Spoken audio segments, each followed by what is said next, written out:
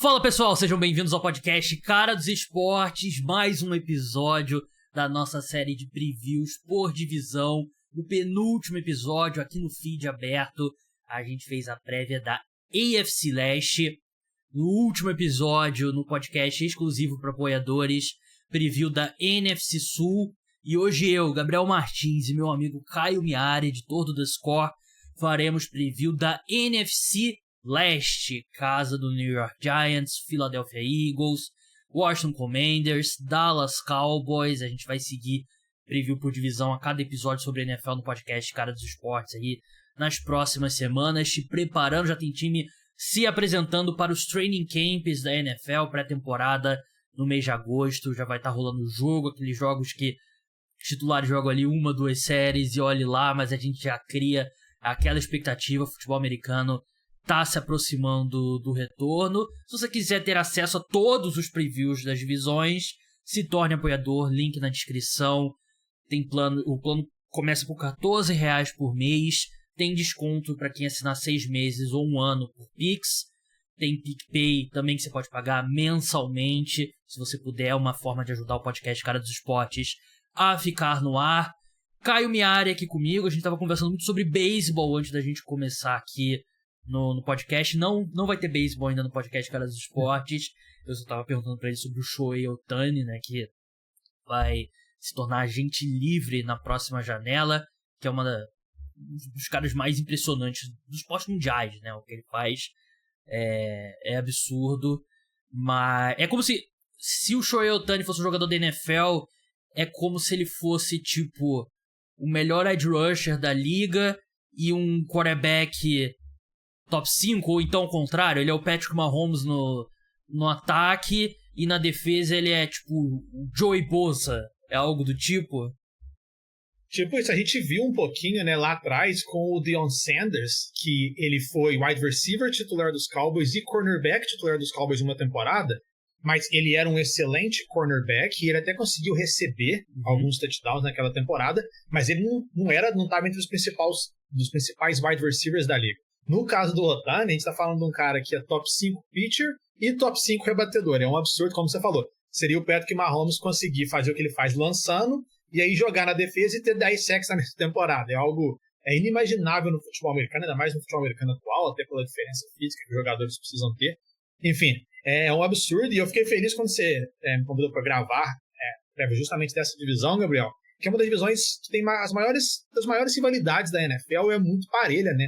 18 temporadas seguidas sem que a gente tenha um campeão consecutivo na NFC Leste. A última vez foi 2003, 2004, o Philadelphia Eagles. Desde então, o vencedor nunca se repete ano após ano. É verdade, é uma das divisões também de maior audiência, né? Porque tem maiores rivalidades e maiores torcidas, né? E aqui no Brasil também eu acho que é uma das divisões com maior torcida. Vamos entrar logo, vamos falar do time que venceu a divisão no ano passado, o Philadelphia Eagles. O over-under de vitórias deles é 10,5. Você pode apostar se vai ter mais de 10,5 ou menos de 10,5. Eles são favoritos para repetir o título, né? Quebrar essa sequência que o Caio falou. 1,83 as odds dele para vencer a NFC Leste, para vencer o Super Bowl. Segundo favorito, né? 9,0 atrás apenas do Kansas City Chiefs. Saíram da equipe o defensive tackle Javon Hargrave, left tackle Andre Dillard, running back Miles Sanders, guarda Isaac Seumalo, linebacker TJ Edwards, o safety Marcus Epps, o defensive back Chauncey Gardner-Johnson e o quarterback Gardner Minshew. Chegam Marcus Mariota, o safety Terrell Edmonds, running back Rashad Penny, o defensive tackle Jalen Carter no draft. A equipe perde 6 titulares nos dois lados da bola. E a primeira pergunta que eu te faço, Caio, você acha que os Eagles fizeram o suficiente para manter o elenco no mesmo nível do ano passado? Você acha que o elenco tá no mesmo nível? Porque se você olhar, por exemplo, o Javon Hargrave foi um dos melhores jogadores da equipe na última temporada. Chega o Jalen Carter agora, né? Do draft ele vai ocupar. Tem o Jordan Phillips, que é um jogador bem diferente, mas também na mesma posição ali, como um defensive tackle. TJ Edwards sai, que era o principal linebacker da equipe. E já tinha o Nakobe Dean, que eles draftaram no ano passado. vão ter um calouro como titular na linha ofensiva. Você acha que eles fizeram reposição à altura de todas essas mudanças? Eu acho que não. Eu acho que o Philadelphia Eagles, se a gente colocar os 11 contra 11 de ataque e defesa, principalmente a defesa, é um pouquinho pior. Ou talvez um pouquinho mais incerta. Por exemplo, a gente olha na posição de safety, sai o C.J. Gardner-Johnson, que não está nem entre os melhores safeties da NFL, mas ele foi um dos melhores na temporada passada. E ter, por exemplo, assim, o Reed Blankenship e o Terrell Edmonds, eles nunca fizeram o que o C.J. Gardner-Johnson fez no ano passado. Mas eu acho que ainda assim, apesar de ser um pouquinho mais incerto, como você falou, na Kobe Dean, Philadelphia Eagles, os torcedores dos Eagles, eu até trabalho com o torcedor do Philadelphia Eagles, e ele está com uma expectativa altíssima na Kobe Dean. Ele vai ser responsável por chamar as jogadas defensivas dos Eagles. A gente está falando de um cara que foi um dos principais defensores da classe dele, só que pelas questões médicas, ele caiu um pouquinho, foi até a terceira rodada, se eu não me engano, e aí o Philadelphia Eagles pegou ele. E agora ele teve um ano para aprender, e agora ele vai ser um dos principais líderes dessa defesa.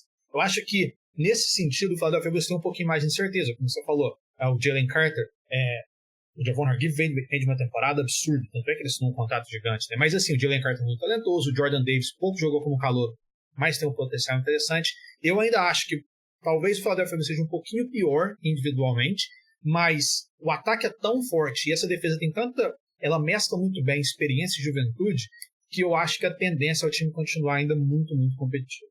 Então, eu acho que no geral fica no mesmo nível. Principalmente, talvez seja um pouco menos profundo o elenco, né? Mas eu acho que em termos de time titular, pensando numa quantidade normal de lesões, eu não acho que... Claro que você pode ter um ano totalmente fora da curva em termos de lesão, nunca se sabe, né? Muito azar, muita sorte. Mas eu acho que em termos... Eu não vejo por que esse time caia de nível. Eu acho que tem outros motivos, dois principais, que eu ficaria mais preocupado com uma possível queda de nível, e é a mudança dos dois coordenadores, né? Você perde o seu coordenador defensivo, Jonathan Gannon, que eu não sei se o torcedor dos Eagles está chateado, né? Porque a gente viu que foi a defesa dos Eagles no segundo tempo. A defesa dos Eagles custou o Super Bowl ao Philadelphia Eagles, né? Porque não conseguiu parar o Kansas City Chiefs no segundo tempo. Perde também o Shane Steichen, né, coordenador ofensivo, que esse é um cara que eu gostava mais do trabalho, agora é o head coach dos Colts, Jonathan Gannon, head coach dos Cardinals. Então, esses dois pontos me preocupariam mais do que uma mudança em termos de talento na equipe, né? Porque você olha aqui, por exemplo, a linha ofensiva. O Tyler Steen deve ser o titular nesse momento, ou o Ken Jurgens, né, que é o safety reserva, o center reserva, pode entrar na posição, mas o resto da linha ofensiva é muito sólido, né? Perde ali o Andre Dillard como apólice de seguro para a posição de left tackle, mas ainda é uma linha ofensiva muito boa e profunda, né? O corpo de wide receivers, você vai ter mais um ano do A.J. Brown, Devonta Smith com o Jalen Hurts. A tendência é a conexão deles melhorar ainda mais. Então eu não tô preocupado. Eu acho que o Javon Hargrave foi um dos melhores, talvez o melhor defensor dos Eagles. Mas a gente sabia que com o Jalen Hurts tendo que renovar contrato e com o mercado que ele tinha, ele não ia ficar. O que dói pra mim é o Chelsea Gardner-Johnson, porque a sensação é que dava pra ter. Ele assinou por pouco com o Detroit Lions e parece que foi uma questão que ele ficou meio chateado com as ofertas dos Eagles e foi meio que irritado para os Lions. De repente você poderia ter valorizado ele um pouco mais, porque ele é um jogador importante, um bom safety, um cara que tem a versatilidade para jogar como slot corner também. E essa é uma ausência que eu não gosto. Mas nada disso vai importar se o Jalen Hurts jogar no mesmo nível do ano passado. E é a grande questão, né, Caio? Porque a gente já viu quarterbacks terem grandes temporadas, mas o que faz um grande quarterback é ter várias, né? Se manter no nível. E o Jalen Hurts, ele vai ter agora um novo coordenador ofensivo, por mais que mantenha o mesmo sistema. É uma nova pessoa chamando jogadas ali no ouvido dele, trabalhando com ele. E é isso que faz um quarterback ser realmente da elite da posição, né? É ele conseguir se manter no nível. Eu acredito que ele vai. Porque o Jalen Hurts é um jogador que individualmente, cada ano dele, desde lá do futebol americano universitário, ele mostrou evolução. e você vê o ano 1, 2 e 3 dele na NFL, ele evoluiu muito em cada temporada. Então eu acredito que ele...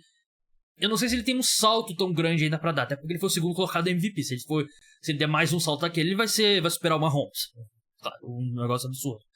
Mas a questão dele é realmente a consistência. E não tô dizendo que eu não... Não é uma questão de que ele foi inconsistente no passado. É só a consistência de se manter nesse nível que ele teve na última temporada, ano após ano após ano. E é isso que a gente vai ver. E é isso que vai fazer a diferença pro Philadelphia Eagles. Que o Philadelphia Eagles tá pagando ele como um dos melhores quarterbacks da NFL. E agora ele precisa ir lá e jogar como mostrar que ele pode consistentemente jogar nesse nível como ele jogou no ano passado. Exatamente isso, Gabriel. E também tem, por exemplo, a gente já viu várias vezes um time indo muito bem, com um quarterback emergente, e passa por muitas mudanças. Como você falou, o time fica mais em exposição, sai os coordenadores ofensivos porque tem gente interessada, tem jogador que vira free agent que quer ganhar mais, mas para esse próprio Philadelphia Eagles, eles esperavam talvez que o Darius Slay fosse sair, ele acabou voltando. O próprio James Bradbury acabou voltando. Então, o prejuízo não foi tão grande. E sobre o Jalen Hurts, talvez é normal que tenha uma queda, mas se tem uma forma de um time ajudar o quarterback ao ponto dele, talvez, de diminuir essa queda, o potencial de queda ao máximo, é o que o Philadelphia Eagles fez, né? Porque a linha ofensiva provavelmente continua sendo talvez a melhor da NFL. A gente está falando de uma das melhores duplas de wide receivers com o Devonta Smith, que deve continuar melhorando, e o A.J. Brown já sabe o que ele pode fazer. O Dallas Goedert também é um dos principais tight ends da NFL, e aí o time vai lá e ainda reforça o grupo de running backs, porque o Miles Sanders, que teve a temporada da carreira dele no ano passado, sai, né, assina com o Carolina Panthers, até agora o maior contrato para running back nessa free agency, nessa temporada. E só que aí o time vai lá e pega o DeAndre Swift, que eu achei que foi uma ótima troca. O Gainwell deve ganhar mais rodagem agora. O próprio Rashad Penny chegando lá. Então, assim, talvez seja normal que o Jalen Hurts não mantenha o mesmo nível do ano passado, que foi o nível de MVP, mas eu acho que a queda não vai ser tão grande, porque o que está ao redor dele é muito bom. A tendência do Philadelphia Eagles continuar sendo um dos times mais perigosos da NFL, porque o elenco é muito, muito redondo. Você falou do grupo de running backs. Eu acho que o grupo de running backs deles hoje é melhor do que o da temporada passada, né? Porque você tem um DeAndre Swift com um baita recebedor, você tem o Rashad Penny, que ele vai jogar 8 jogos só, mas quando ele tá em campo, é aquele cara de levar a bola pra casa, né? Tipo, transformar uma corrida de 20 jardas numa corrida de 60 jardas, né? Um avanço de 10. E o Swift também machuca muito, então a tendência é os jogos que o Swift é machucado, o Philadelphia tem que torcer pro Rashad Penny tá jogando, mas assim, o Philadelphia Eagles hoje tem essa disputa no training camp dos Eagles de running back, vai ser uma das mais interessantes da NFL, para ver quem que vai ter mais carregadas na temporada. Eu até acho que o Swift é o favorito pelo currículo que ele tem na NFL, né, pelo que ele já produziu, mas como você falou, é um setor muito profundo, e assim, lembrando que um dos principais corredores dos Eagles é o próprio Jalen Hurts, então ainda tem ele como fator. E o DeAndre Swift também nunca foi o cara que conseguia ali manter 15, 20 carregadas por jogo, né? E acho que ele vai ser um total comitê. Vai ter os 2 jogos contra os Giants que o Boston Scott vai correr com a bola, que eles vão fazer aquela coisa de sempre. Contra os Giants. Aquela coisa de sempre. Tem aquele número absurdo, né, dos touchdowns da carreira dele, tipo 80% dos touchdowns dele na NFL foram contra o New York Giants. Aí os Eagles fazem de propósito. Eles acham que a gente não percebe, mas eu percebo que chega na red zone, eles botam o Boston Scott pra correr com a bola. O cara correr com a bola o jogo todo, eles fazem só pra provocar. Tá pesquisando aí, Caio, que eu tô vendo aqui pelo vídeo? Tô olhando aqui agora. Tem que é uma estatística famosa, né? Todo jogo... Ele tem, na carreira dele, ele tem 17 touchdowns. Desses 17, 1, 2, 3, 4, 5, 6, 7, 8, 9, 10. 10 de 17 touchdowns na carreira dele foram contra o New York Giants, incluindo 2 no ano passado. Extremamente irritante. Vamos... Assim, eu torço pro New York Giants. Então essa é a divisão do time que eu torço. No final do podcast... Não, no final não, vou revelar agora. Da divisão, o time que eu tenho mais raiva é os Eagles. É o que eu mais odeio. Porque é o melhor time da divisão também, né? A rivalidade de Eagles e Giants é muito grande. Já teve na história da NFL, já teve alguns jogos Eagles e Giants, foi absurdo. Eu odeio o Philadelphia Eagles. Odeio ainda mais porque é uma franquia que eu respeito muito em termos de inteligência. É a franquia mais inteligente da NFL. Isso que me faz... Recentemente teve aquele negócio dos Eagles colocarem o quarterback reserva. Lembra que os Giants estavam valendo pros playoffs? Então, tem muita coisa por trás. Tem muita coisa por trás. Por isso que faz eu odiar ainda mais o Philadelphia Eagles. Outro time que eu não gosto muito, Dallas Cowboys. O over-under de vitórias deles, 9,5. odds para divisão, segundo colocado ali no ranking dos favoritos, 2,80. Para vencer o Super Bowl, 15,0, tá no top 10. Não mudou muito o time. Chega o Stephon Gilmore, cornerback. Eles draftaram o Mazi Smith, nose tackle. Saem Dalton Schultz, tight end. O guard Connor McGovern. O running back Ezekiel Elliott. O tackle Jason Peters. A tendência da gente falar de Cowboys é falar do ataque, mas eu quero falar sobre a defesa, Caio, primeiro. Você olha nome por nome o que essa equipe já fez com Micah Parsons, com DeMarcus Lawrence, Trevon Diggs. Tem potencial para ser a melhor defesa da NFL em 2023. Você concorda? Concordo. Pelo aquele período que o deck, quando os jogos que o deck não joga, a defesa do Dallas Cowboys nas 2 últimas temporadas jogou no nível talvez da melhor defesa da NFL. Isso sem imaginar que o Michael Parsons continua melhorando, né, o que é algo que não faz sentido nenhum, porque ele já é um dos melhores da NFL. Eu acho que o front seven dos Cowboys está cada vez mais encaixado. E aí você coloca um cara igual o Stephon Gilmore, que está longe de ser aquele de 2019, mas que vem de um bom ano com os Colts. Como você falou, se está todo mundo encaixado, se todo mundo se manter saudável, a defesa dos Cowboys pode sim ser tá ali entre as melhores da NFL, se não a melhor da NFL. E eu acho que até o Trevon Diggs, ele não vai repetir aqueles anos de 11 interceptações, mas ele é um cara em evolução também, né? Eu acho que ainda tem espaço para crescer. E como você falou bem do Stephon Gilmore, né? Ele não é o cara que foi defensor do ano. Na minha opinião, não deveria ter sido defensor do ano. Ele deveria ter sido o Aaron Donald, mas ele veio de uma boa temporada, né? Ele jogou bem com os Colts, eu até achei que foi um erro nenhum time tentar tirar ele dos Colts, porque ele poderia ter sido importante, né? E cornerback varia muito, eu não sei se ele vai se manter no nível, mas é pelo menos mais um corpo nessa secundária. O Dan Quinn continua mais um ano, que é importante, né? Vai continuar comandando a defesa. No ataque, sai o Kellen Moore, entra o Brian Schottenheimer. O que esperar desse time, Caio? Porque a torcida dos Cowboys não era fã do Kellen Moore, maioria, pelo menos, que eu via nas redes sociais. Eu gosto do Kellen Moore, e muito do que me incomodava no ataque dos Cowboys, eu senti o dedo do Mike McCarthy. E agora vai ter o Brian Schottenheimer, que eu também não sou fã. Então eu já deixo um spoiler da minha expectativa. Mas dá pra esperar um ataque melhor do Dallas Cowboys? Ou você também não tá muito confiante, assim como eu, nessa mudança? Eu acho que dá, mas eu acho que o ataque do Dallas Cowboys é o que pode complicar a vida do time. Como você falou, o Schottenheimer chega, mas esse vai ser basicamente o ataque do Mike McCarthy, né? Porque o Kellen Moore chamava jogadas nos Cowboys, e agora quem vai chamar vai ser o Mike McCarthy mesmo com o Schottenheimer chegando lá. Claro que os dois vão tentar montar um ataque de forma conjunta, mas quem vai estar chamando as jogadas ofensivas do Dallas Cowboys vai ser o Mike McCarthy. A gente lembra que nos Packers, o começo da trajetória dele nos Packers foi muito bom. Só que ele sai de Green Bay sob muitas críticas, né? Todo mundo falando que o ataque dele não era inovador, que estava muito ultrapassado, que será que o Mike McCarthy está ficando velho para a NFL? Ele vai para Dallas, faz trabalhos interessantes, mas ele não está chamando jogadas. E essa vai ser agora a primeira vez que o Mike McCarthy vai chamar jogadas ofensivas desde, se não me engano, 2017, 2018.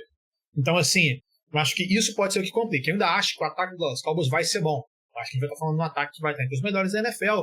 Tem muita peça, né? Eu acho que o grupo de recebedores com a chegada do Brandon Cooks é muito, muito interessante. A linha ofensiva está entre as melhores da NFL. O Tony Pollard vai ter mais carregadas. O deck, eu acho que a tendência é ele melhorar muito depois de uma temporada relativamente abaixo, né? Que a gente viu no ano passado.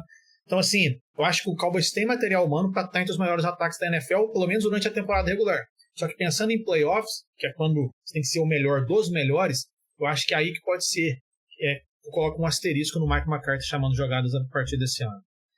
E a equipe tem questões na linha ofensiva também, né? Que historicamente é uma força do Dallas Cowboys. Eles têm... O Jason Peters deixou o time. Eu não vi se o Jason Peters se aposentou oficialmente. Não, acho que ainda não. Não, ainda não. Ele continua... Quer confirmar, mas não. Ele continua como free agent. Tem ele que chegou a jogar, né? E o Tyler Smith, que eles draftaram no ano passado... Ele jogou um pouco como left tackle, teve um ou dois jogos que o Jason Peters jogou como left tackle e botou o Tyler Smith para left guard. Agora não tem essa policy de seguro, né? o Tyron Smith voltando, o contrato dele, se não me engano, foi reestruturado, só que ele não joga uma temporada completa desde 2015. E aí você soma isso ao fato do Zach Martin, que tá insatisfeito com o contrato, deixou aberta a possibilidade de uma greve, né? Eu não acho que ele vai fazer, porque greve hoje em dia é muito caro para os jogadores por conta das multas. Mas são 2 pontos ali que incertos nessa linha ofensiva dos Cowboys. A melhor versão dessa linha ofensiva, com o Tyron Smith saudável, o Zach Martin no melhor nível, o Tyler Smith jogando de left tackle, ainda é uma das 3 melhores linhas ofensivas da NFL. Mas tem umas incertezas aqui. E assim, pleno 2023, não dá pra contar que você vai ter Tyron Smith saudável, né? A temporada completa. E aí você vai botar o Tyler Smith de left tackle, quem vai jogar de left guard? E o Tyler Smith, que era projetado por muita gente como um guard na NFL, né? Não como tackle. Até achei que ele jogou bem ano passado com um calouro na posição. Mas tem mais incertezas nessa linha ofensiva do que de costume quando se trata de Dallas Cowboys, que é um time que na última década sempre teve uma das melhores linhas ofensivas da liga.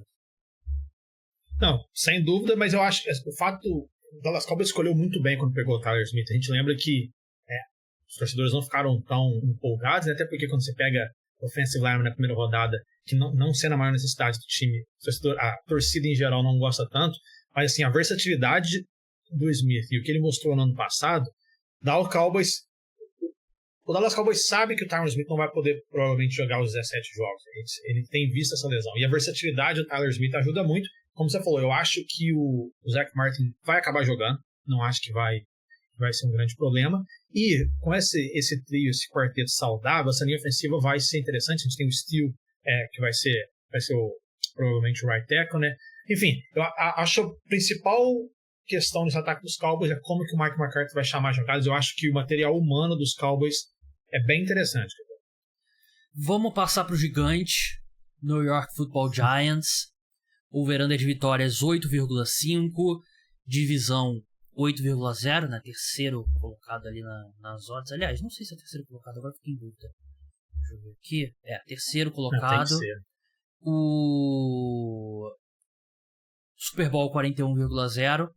A equipe que trouxe o Darren Waller, tight end em troca.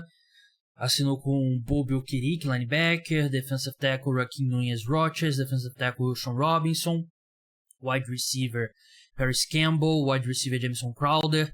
Draftou o center John Michael Schmitz. O cornerback Deontay Banks.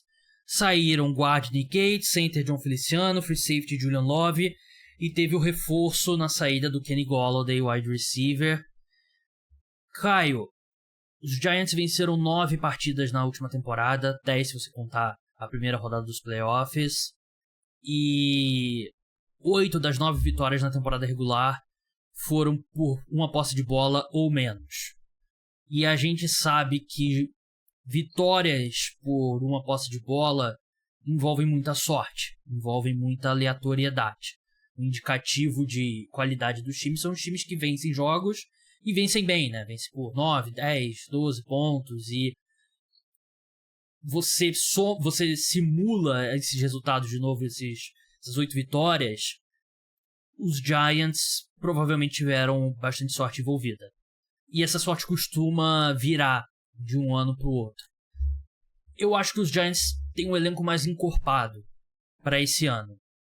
Mas se você parte do princípio que a temporada dos Giants, para ser um sucesso em 2023, eles têm que superar o desempenho da última temporada, que foi um time que venceu um jogo de playoff, para mim é uma expectativa que tem uma chance muito pequena de corresponder.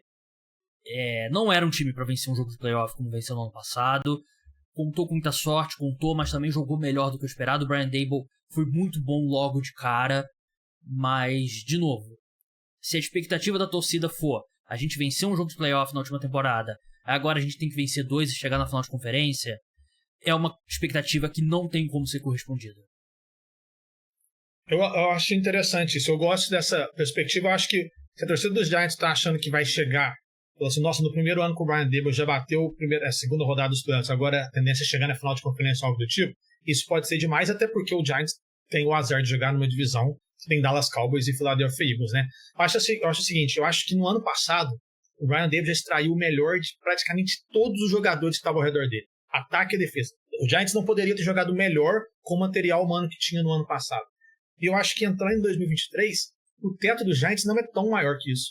Eu acho que o Brian Daboll vai ter que ter um trabalho absurdo de novo para fazer todo mundo jogar o melhor, porque tem muita posição dos Giants que ainda é questionável, e mesmo assim pode não ser o suficiente. Como você falou, envolve a sorte, envolve talvez qual o adversário que vai enfrentar. Os Giants, por exemplo, deram, entre aspas, uma sorte de pegar os Vikings, que era um time que a gente sabia que era um pouquinho enganador, a gente pode dizer assim, na primeira rodada dos playoffs. Enfim, eu acho que os Giants do ano passado têm muito mérito. O Brian Daboll, a tendência é ele ficar sendo um dos melhores técnicos da NFL, mas assim, o teto dos Giants em relação ao ano passado eu não consigo ver ele sendo tão maior. Eu acho que defensivamente você tem o Kayvon Thibodeau mais saudável no segundo ano, ele pode se tornar um dos melhores da NFL. Você vê o Deion Banks chegando na secundária. Eu acho que isso pode melhorar o sistema defensivo dos Giants. Mas nessa divisão, principalmente, só se ter uma defesa interessante e um ataque decente não é o suficiente. Se a gente olha para Cowboys e para Eagles, a gente está falando de dois dos times mais equilibrados da NFL.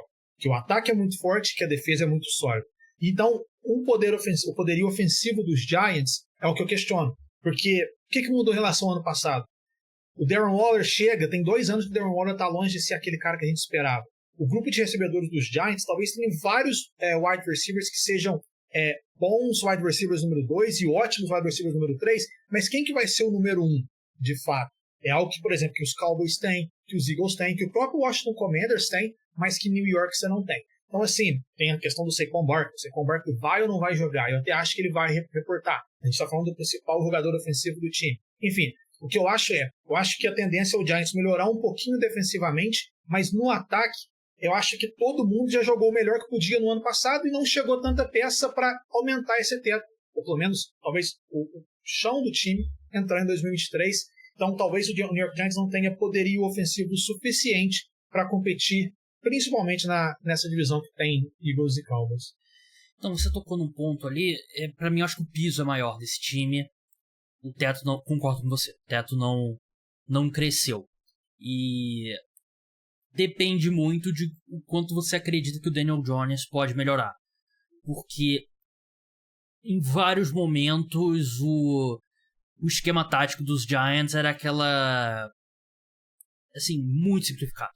Daniel Jones teve a menor distância média de alvos e parecia que os Giants estavam tentando compensar o Daniel Jones, né? Assim, vamos evitar que ele atrapalhe o máximo, né? Não é vamos usar as forças do nosso quarterback. Até em retrospecto, o contrato dele, eu até acho que é legal essa ideia do o comprometimento ser de 2 anos só.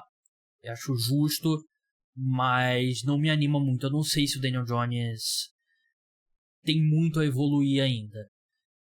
A questão aqui é, segundo ano, tudo que os Giants tudo que o Brian Daboll fez para montar um ataque funcional ao redor do Daniel Jones, os times vão estar mais preparados. Cabe muito do Daniel Jones individualmente abrir o leque de opções, né? E ele é um cara que fisicamente ele tem ferramentas, né? Ele tem um braço forte, ele tem uma habilidade atlética muito boa.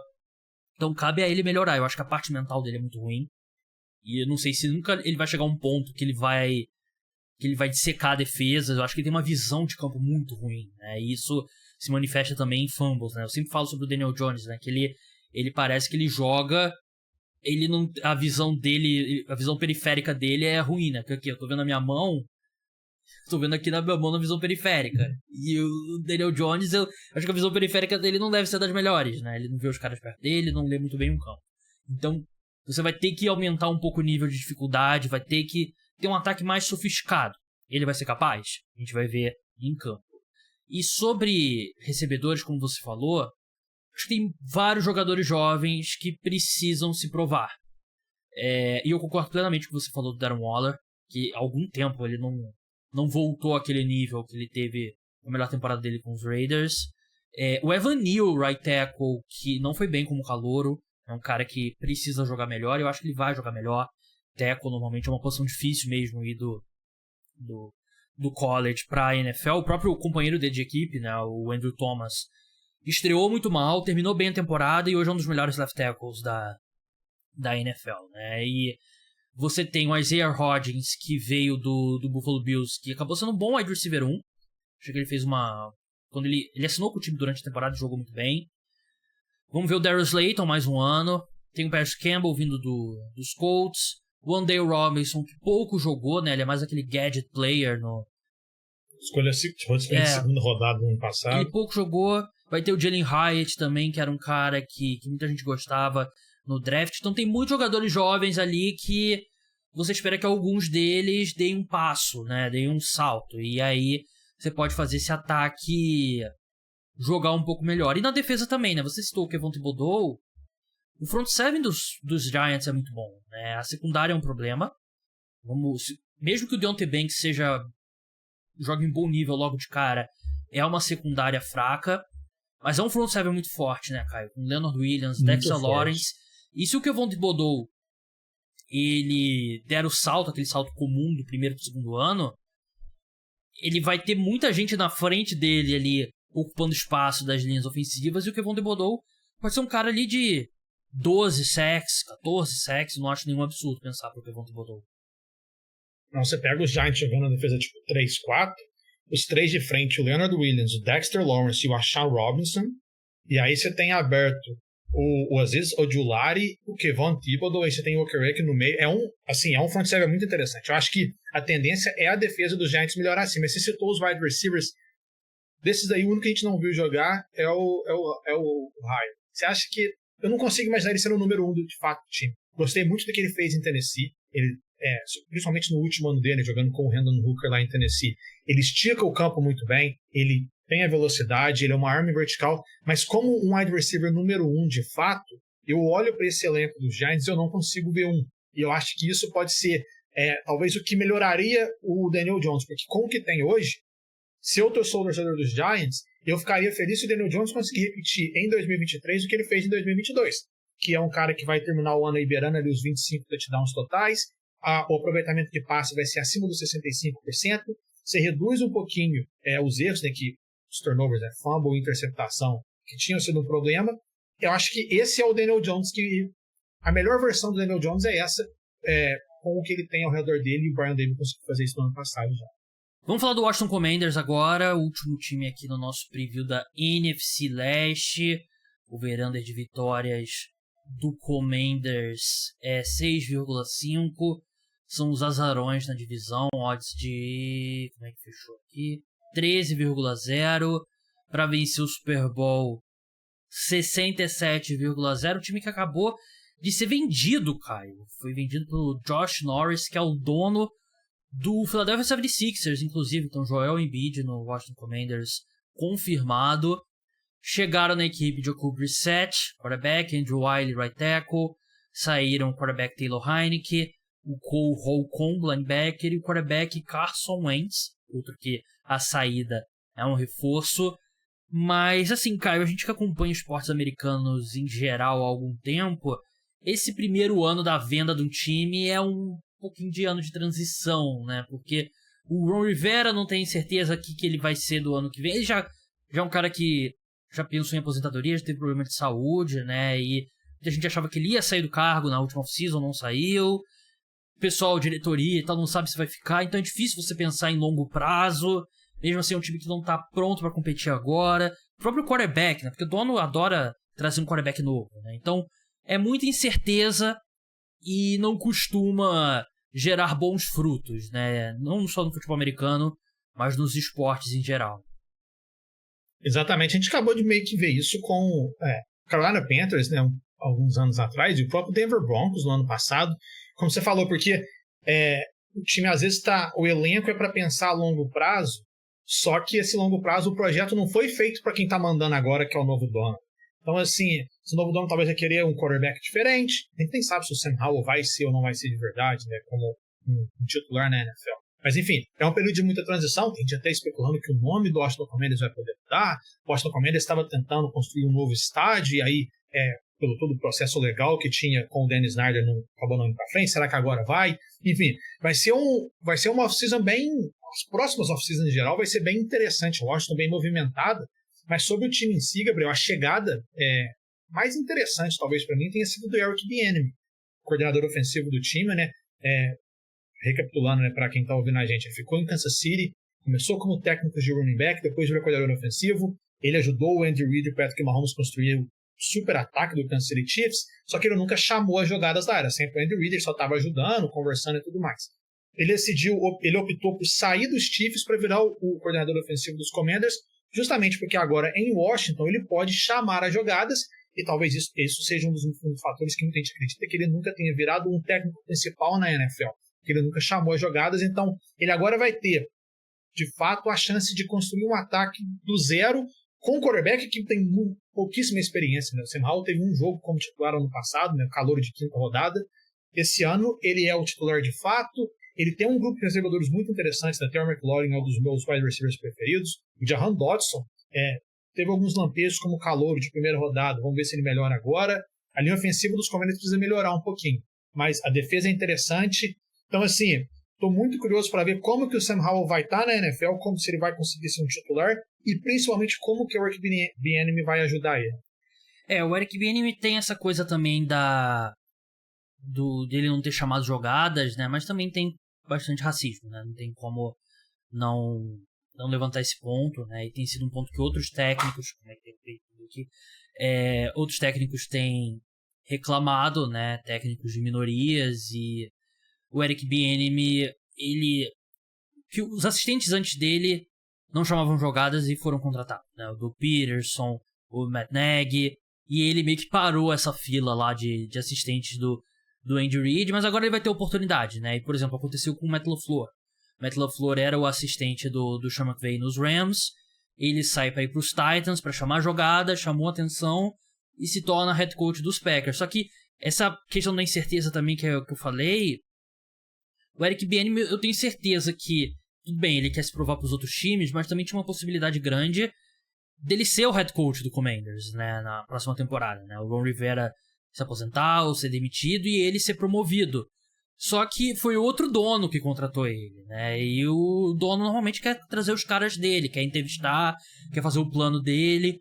E por mais que o Josh Norris já tenha um time da NBA, né, o Philadelphia 76ers, tem sempre a síndrome, o Bill Simmons da imprensa dos Estados Unidos fala síndrome do novo dono, né? Que ele sempre faz algumas besteiras, né? Então tem muita incerteza mesmo. O Sam Howell vai ter uma boa oportunidade com o Eric Bieniemy.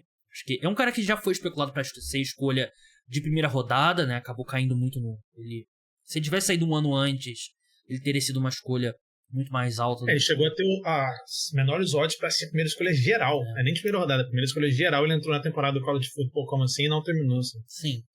E a equipe traz o Jacoby Brissett, que eu acho que tem uma grande chance da gente ver o Jacoby Brissett em campo, porque quando eu tava pesquisando pro ranking dos quarterbacks, uma coisa que chamava muita atenção quando eu olhava as estatísticas, em muitas o Jacoby Brissett aparecia bem. Ele teve uma temporada muito melhor que a do Deshaun Watson, por exemplo, no Cleveland Browns. Então ele é provavelmente o melhor quarterback reserva hoje na NFL, né? E se o Sam Howell não brilhar logo de início, acho que seria até loucura o Jacoby Brissett não entrar em campo. Então acho que é uma coisa que a gente pode ver. Na defesa, a equipe tem um front seven ainda muito forte. A secundária tem 2 titulares calouros, né? O Emmanuel Forbes, cornerback, e o Jartavius Martin, né? Que deve jogar no slot. E tem o Chase Young no ano de contrato, que eu achei que foi uma decisão muito ruim do Commanders de não exercer a opção de quinto ano do Chase Young. Agora ele vai ter essa motivação extra, né? De se provar. É um cara que ele se machuca no penúltimo ano. No último ano foi situação estranha, ele demorou muito para voltar ao time. Jogou só na reta final, não jogou bem. Tinha ido muito bem como calouro. Foi a segunda escolha geral do draft de 2020. 20. Eu tô bem curioso pra ver o Chase Young jogando com essa pressão e com esse incentivo de jogar por um novo contrato, porque acho que não tem incentivo maior, né? Vamos ganhar um título e tal, mas o cara tá jogando por um contrato de $100 milhões, né? Tá jogando aí por um contrato de 120 milhões de dólares, né? 100 milhões de dólares. Ele tem odds para Defensive Player of the Year 51,0, que eu acho interessante. Mas é um cara de muito potencial, Caio. Eu achei que foi uma decisão questionável do Commanders, que de um jeito maluco, ia falar ruim, mas de um jeito maluco, pode beneficiar eles a curto prazo, né? Porque vai ter um Chase Young muito motivado. Muito motivado? Eu até não achei a decisão das piores, não, Gabriel. Talvez, assim, eles vão motivar o Chase Young. Se o Chase Young jogar o que a gente já viu dele, por exemplo, eles vão ter que pagar o mesmo, eles vão ter que pagar ele do mesmo jeito que eles teriam que pagar nessa temporada. Eu não acho que o valor dele vai ser tão diferente, a menos que ele tenha uma temporada de ser jogador defensivo do ano, que eu acho que ele tem um talento para isso, tá? Mas, e assim, é engraçado, essa defesa do Washington Commanders é muito talentosa. Dos 11 titulares projetados hoje, 6 são escolhas de primeira rodada, incluindo os 4, né, da linha defensiva. O Chase Young, obviamente, é um deles. Mas se você tem o Jamin Davis, primeira rodada 2021, linebacker, tem que jogar melhor, por exemplo. Reforçou a secundária esse ano também na primeira e segunda rodada do draft com 2 cornerbacks. Enfim, essa defesa dos Commanders, liderada pelo Chase Young, que faz tempo que a gente não vê aquele Chase Young que ganhou o calouro defensivo do ano, né, 3 anos atrás. Mas é uma defesa muito interessante, principalmente a linha defensiva. Concordo. É isso, preview da NFC Leste completado. Falaremos de... Vamos ver, eu não defini ainda, vou definir agora. Vai ter palpite, Gabriel? Vai, mas vai ser o outro podcast. Vai ser antes da temporada. Podcast, tá. Antes da temporada vai ter 3 episódios de palpite da AFC, da NFC e prêmios individuais. AFC Sul, próximo episódio, Colts, Texans, Jaguars e Titans. Caio, muito obrigado pela sua participação. Sigam ele lá no @CaioMiari. Não deixem de seguir aqui o feed, deixar 5 estrelas, ajuda bastante o podcast. Seja no Spotify, qual for o seu aplicativo, se inscreve no canal no YouTube. Caio, valeu mesmo e até a próxima. Valeu, Gabriel. Sempre bom gravar os episódios do Cara dos Esportes aqui. Temporada chegando, então mais ansioso ainda. Grande abraço para você e para todo mundo que ouviu a gente. Podcast Cara dos Esportes de NFL volta na quarta-feira. Episódio exclusivo para apoiadores. Vai ter um episódio também na madrugada de domingo para segunda sobre NBA aqui no feed. Não deixe de escutar. Então até a próxima. Tchau.